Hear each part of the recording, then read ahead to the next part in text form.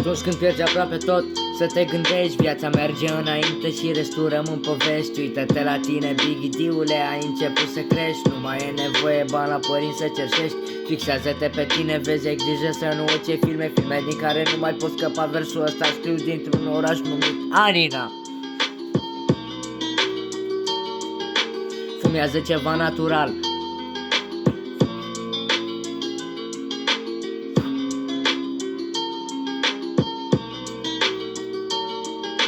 Fumează ceva natural. Gândește pozitiv, nu ca un cămătar. Formează-ți un vocabular, poate că așa o să spargi viața iar.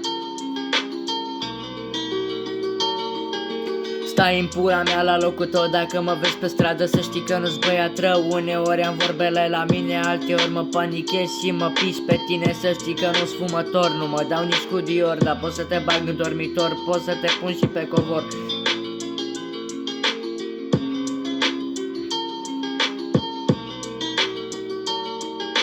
Eu nu am cine știe ce, așa că dacă vrei poți doar să-mi asculti versurile. Poate că nu am talent și nu sunt menit, dar când am apărut n-ai știut de unde am venit.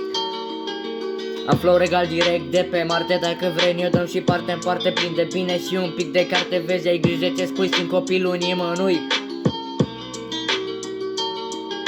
Crescut într-un oraș cu atât de multe neajunsuri, încă de mic am învățat să nu stau, să caut răspunsuri și în același timp să le găsesc, ca mai departe să pot fi fericit și să zâmbesc.